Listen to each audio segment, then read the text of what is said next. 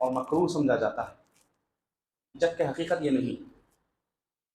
ماہ سفر میں اگر کوئی یہ سمجھتا ہے کہ نکاح کرنے سے، شادی بیاہ کرنے سے اس ماہ مبارک کی، اس مہینے کی نعوذ باللہ نحوست لگ جاتی ہے، تو دراصل ان تمام باتوں کا تعلق نہ تو اسلام سے ہے، نہ تو کسی کوئی حقیقت سے ہے، نہ کسی قانون سے۔ لاجیکلی اگر دیکھا جائے تب بھی اس بات کا کوئی بیس نہیں بنتا۔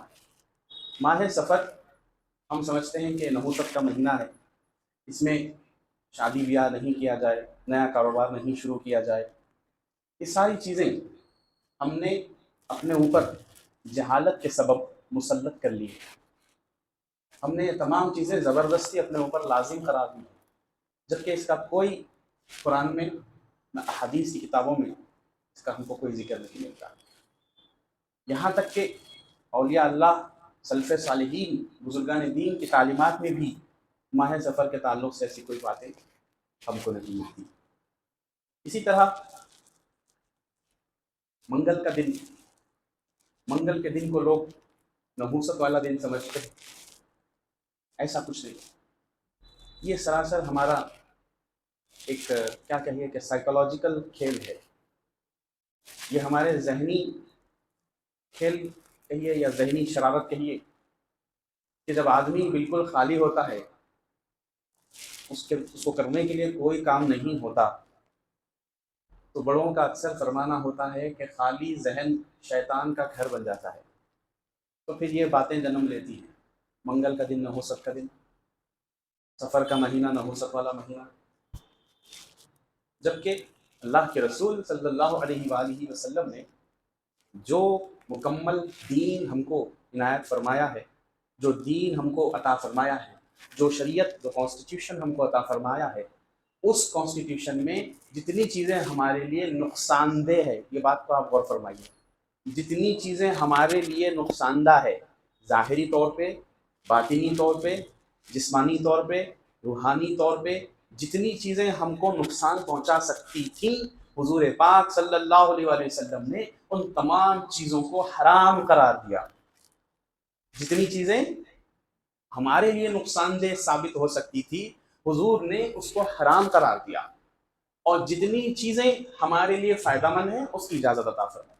تو اگر ماہ سفر المظفر اگر ہمارے لیے کوئی نقصان دہ یا کوئی شرارت والا یا کوئی نحوست والا مہینہ ہوتا تو حضور ارشاد فرما دیتے تھے کہ یہ مہینہ نحوست والا ہے، العیاذ باللہ۔ نہ منگل کے تعلق سے ایسی کوئی بات، یہ ساری چیزیں ہمارے ہم وطن بھائیوں کے مذہب میں آپ کو نظر آئے گی۔ اہل ہنود کے پاس ان کی مائتھولوجی کے اکارڈنگ، ان کے مذہب کی سوچ کے مطابق کچھ ایام افلاس یا نحوست والے ہوتے ہیں اور کچھ اچھے ہوتے ہیں۔ ان کے پاس تو شادی کے لیے بھی مہورت نکالا جاتا ہے، جبکہ ہمارے پاس ہر گھڑی، ہر لمحہ، کبھی بھی نکاح کیا جا سکتا ہے۔ امت مسلمہ کے لیے ایسی کوئی چیزیں نہیں ہیں۔ یہ ان کے پاس ہے، یہ وقت خراب ہے، وہ وقت اچھا ہے، یہ دن خراب، وہ دن اچھا ہے، یہ مہینہ خراب، وہ اچھا، یہ فرق ان کے پاس ہے، وہ جہالت کے سبب ہے۔ اللہ کے رسول صلی اللہ علیہ وآلہ وسلم نے مکمل دین ہم کو عطا فرمایا، ان جہالتوں سے نکالا حضور صلی اللہ علیہ وسلم نے۔ کوئی دن، یہ اپنے ذہنوں سے نکال دیجئے، کوئی دن ہمارے لیے افلاس یا منحوس نہیں ہوتا، کوئی لمحہ ہمارے لیے افلاس یا منحوس نہیں ہوتا، کوئی مہینہ ہمارے لیے نحوست نہیں لا سکتا۔ نحوست، افلاسی ہمارے اپنے اعمال کی وجہ سے ہوتی ہے، ہمارے اپنے کردار کی وجہ سے ہوتی ہے، ہمارے اپنے اچھے یا برے کرم، اچھے یا برے عمل کی وجہ سے ہمارے پاس نحوست اور افلاسی آتی ہے۔ ہم یہ سمجھتے ہیں کہ یہ مہینے کی وجہ سے ہو رہا ہے، یہ دن کی وجہ سے ہو رہا ہے، ایسا ہرگز نہیں ہے۔ اللہ سبحانہ و تعالیٰ نے قرآن مجید میں ارشاد فرمایا کہ جو کچھ بھی پریشانیاں تم پر آتی ہیں وہ تمہاری شامت اعمال سے ہے، تمہارے اعمال کی وجہ سے تم پر پریشانیاں آتی ہیں۔ تو ہم ہرگز یہ نہ سمجھیں کہ ہم منگل کے دن کاروبار شروع کریں گے تو کاروبار نہیں ہوگا۔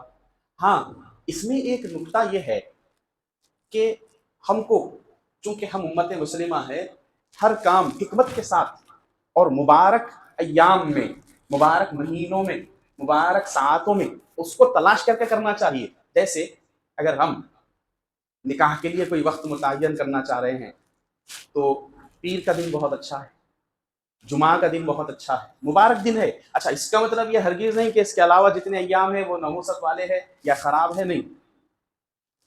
ہم یہ سمجھتے ہیں کہ منگل کے دن شادی کریں گے تو اس کا طلاق ہو جائے گا۔ طلاق منگل کے دن شادی کرنے سے نہیں ہوتی، طلاق اس لیے ہوتی ہے آدمی یا عورت کے اندر کمینہ پن ہوتا ہے، وہ کمینے پن کی وجہ سے طلاق ہوتی ہے۔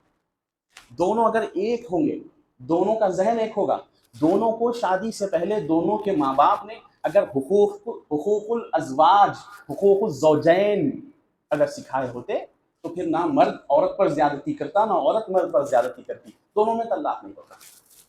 طلاق ہوتا ہے تو وہ اپنے ذہنی فکر، بہت سی چیزیں اس کے اندر ہو سکتی ہے، تعلیم کی، تربیت کی کمی، دین اسلام کی کمی، لا تعلقی شریعت مطہرہ سے، بہت سی اس کی وجوہات ہیں جو طلاق ہو رہی ہیں۔ ہراسمنٹ کے کیسز، جہیز کے کیسز، خودکشی کے کیسز سامنے آ رہے ہیں، کتنے آ رہے ہیں دن بھر میں، آپ کتنے سنتے ہیں؟ اس کی وجہ کیا ہے؟ یہی وجہ ہے۔ تو اب ہم یہ ہرگز نہ سمجھیں کہ مہینوں کی وجہ سے، ارے اس کی شادی سفر میں ہوئی تھی، نحوست لگ گئی اس کی زندگی، یہ تصور اسلام کا نہیں ہے، یہ اہل ہنود کا خیال ہے، یہ ان کا عقیدہ ہے۔ ہمارا اہل اسلام کا بنیادی عقیدہ یہ ہے، بنیادی عقیدہ بچوں کو پڑھایا جاتا، والقدر خیرہ وشرہ من اللہ تعالی، ہر اچھائی ہر برائی اللہ ہی کی طرف سے ہے۔ اگر یہ ہمارا بنیادی عقیدہ نہیں بن سک رہا ہے تو پھر ہم اپنے مسلمان ہونے کا جائزہ لیں، اپنے مسلمان ہونے کا جائزہ لیں۔ ہمارا بنیادی عقیدہ بچوں کو ہی سکھایا جاتا ہے، ایمان مجمل، ایمان مفصل پڑھاتے مدرسوں میں بچوں کو، آمنت باللہ کما ہوا باسمائہ وصفاتہ، پڑھاتے نہیں پڑھاتے بچوں کو؟ تو اس میں ہے نا ذکر والقدر خیرہ وشرہ من اللہ تعالی والبعث بعد الموت، اللہ سبحانہ و تعالیٰ ہی کی طرف سے ہے، جو کچھ ہمارے ساتھ اچھا ہو رہا ہے، جو کچھ ہمارے ساتھ برا ہو رہا ہے وہ بھی اللہ ہی کی طرف سے۔ یہ بنیادی عقیدہ ہے۔ اگر ہمارا یہ عقیدہ نہیں ہے تو پھر ہم کو اپنے رب پر جو ہم یقین رکھ رہے ہیں اس کا جائزہ لینا چاہیے، اور کامل یقین اللہ ہی کی ذات پر ہونا چاہیے۔ اچھا، اگر ہمارے ذہنوں میں یہ باتیں اگر گشت کر رہی ہیں، خدا نہ خواستہ اگر ہمارے یقین کے اندر یہ چیزیں شامل ہیں کہ یہ مہینے سے ہمارے پاس افلاسی آتی ہے، یہ دن سے ہمارے پاس افلاسی آتی ہے، تو یقین جانیے کہ پھر ہماری سب سے بڑی جو ہماری زندگی پر اس کا امپیکٹ پڑے گا وہ یہ پڑے گا کہ ہماری زندگی میں ہر قدم پر نیگیٹیوٹی آئے گی، ہر قدم پر ہماری زندگی میں کام الٹے پلٹے ہوں گے۔ کاروبار میں آپ قدم رکھ لیجیے، آپ کامیاب نہیں ہو سکتے۔ جاب پہ جائیے، آپ کی جاب کنٹینیو نہیں ہو سکتی، چھوڑ دیتے آپ جاب۔ پڑھائی کیجیے، آپ پڑھائی نہیں کر سکتے، فیل ہو جاتے۔ کوئی کام کیجیے، آپ سکسیس نہیں ہو سکتے، کیوں؟ آپ کے ذہن میں یہ ساری چیزیں بھری ہوئی۔ اسی لیے من اللہ تعالی، اللہ کی طرف سے جو کچھ بھی اچھا ہے برا ہے، یہ عقیدہ کامل بن جاتا ہے تو جس میدان میں قدم رکھو فتح ہی فتح۔ کاروبار کرو فتح، جاب کرو فتح، کوئی بھی چیز کرو فتح۔ اسی لیے بچوں کو انگریزی میں پڑھایا جاتا ہے بی پازیٹو، تھنک پازیٹو، اچھا سوچو اور اچھا کرو۔ تو اچھا کرنے کے لیے پہلے اچھا سوچنا ضروری ہے۔ سوچ آدمی کو کامیاب بھی کرتی ہے، ناکام بھی بناتی ہے۔ تو ہم کو ذہن ہمیشہ پاک رکھنا چاہیے، اللہ کی ذات پہ بھروسہ رکھنا چاہیے کہ وہی ہے جس نے ہم کو پیدا کیا، وہی ہے جو ہماری پرورش فرما رہا ہے، وہی ہے جو وقت آنے پر ہم کو موت بھی عطا فرمائے گا، وہی ہے جو ہماری تقدیر میں دولت لکھی ہے دے رہا ہے، وہی ہے جو ہماری تقدیر میں شہرت لکھی ہوئی ہے دے رہا ہے، وہی ہے جو ہماری تقدیر میں نکاح لکھا ہوا ہے کروا رہا ہے، وہی ہے جس نے ہماری تقدیر میں اولاد لکھی ہے اور عطا فرما رہا ہے، وہی ہے جس نے ہم کو یہ ساری نعمتیں عطا فرمائی ہے۔ یہ اگر تصور بن گیا، یہ اگر خیال بن گیا، یہ محبت اگر اپنے خدا سے ہو گئی تو ہر میدان آپ کے لیے کامیابی کا میدان بن جاتا ہے۔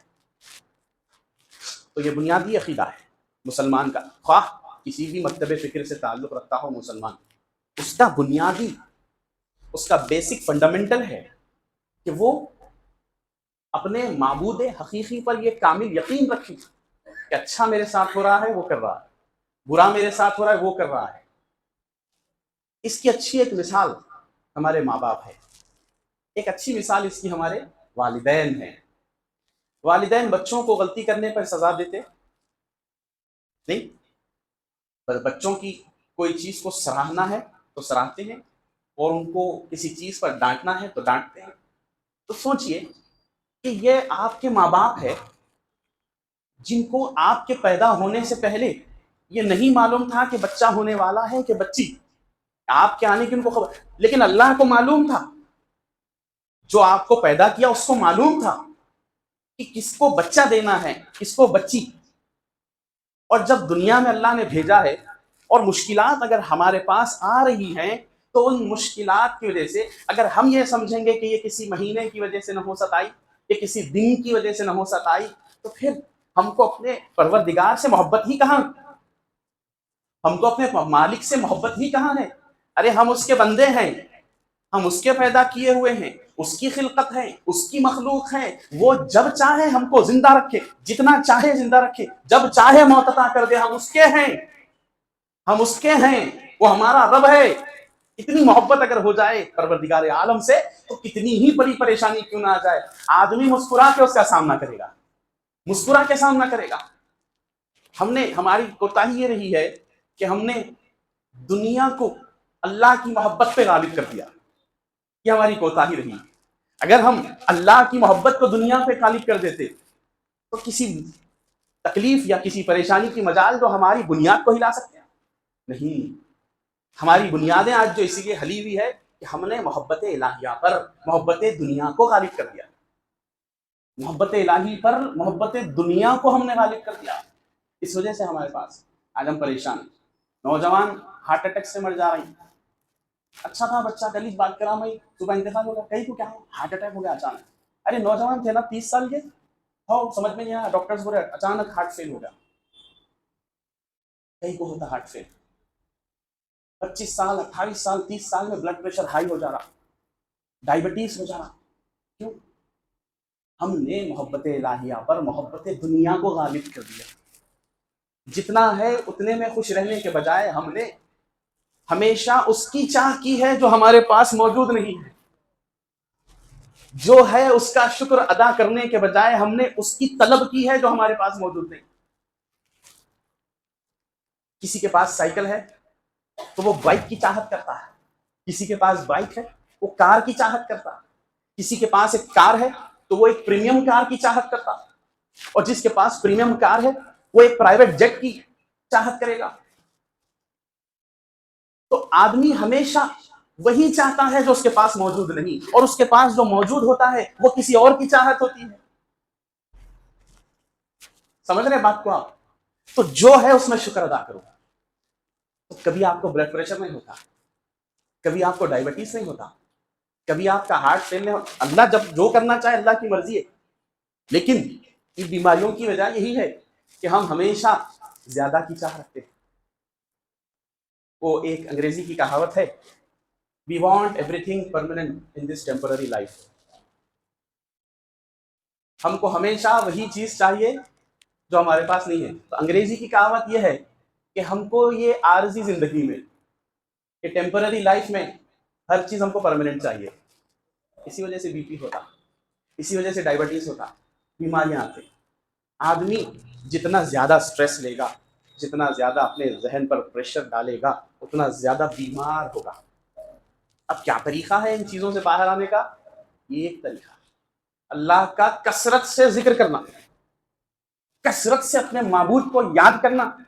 اپنی پیدائش سے پہلے کہاں تھے اس کا تصور، کتنی زندگی ہے اس کا تصور، اور پھر کب مرنا ہے موت کے بعد کا تصور.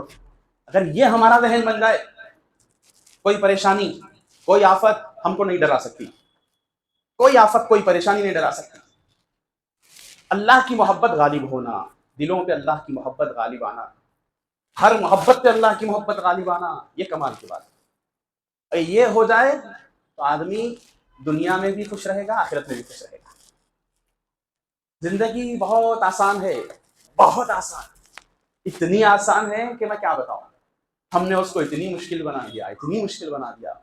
بچے کے پیدا ہونے سے لے کر اس کو بچے ہونے تک ہر طرف سے اس کے ذہن پہ پریشر، ادھر سے ماں باپ پریشر ڈالتے ہیں، ادھر سے ٹیچرس اسکول میں، پھر ٹیوشن ٹیچرس، پھر اس کے بعد اس کو جب بڑا ہو جاتا کالج میں پریشر، پروفیسر صاحب کا پریشر، لیکچررس کا پریشر، دماغ اس کا ایسا بنا دیتے جاب پہ چلے گا، باس کا پریشر، مینیجر کا پریشر، ایچ آر کا پریشر، ان کا پریشر، ان کا پریشر، تو آدمی کوٹے جاتا کوٹے جاتا۔ اتنی آسان زندگی ہے، ہم نے مشکل بنا دیا، اور جو مشکل کی گھڑی ہے اس کو آسان سمجھ بیٹھے۔ مشکل کی گھڑی موت کے لمحات ہے، مشکل کی گھڑی آخری وقت ہے انسان کا، اور ہم نے اس کو ہلکے میں لے لیا، ہم نے اس کو آسانی سے ہم نے اس کو اگنور کر دیا۔ اللہ کے رسول صلی اللہ علیہ وسلم ارشاد فرماتے ہیں کہ جب ملک الموت کسی کی روح قبض کرتے ہیں، کسی کو اللہ کی بارگاہ میں پہنچانے کے لیے آتے ہیں، اس کی روح جب قبض کرتے ہیں حضرت اسرائیل، تو اس بندے کو اتنی تکلیف ہوتی ہے جس طرح ایک ململ کے کپڑے کو کانٹوں پہ ڈال کر بے دردی سے اس طرح کھینچنے پر اس کا ریزہ ریزہ الگ ہو جاتا ہے، تو ایک بندے کی روح حضرت ملک الموت ایسا کھینچتے ہیں۔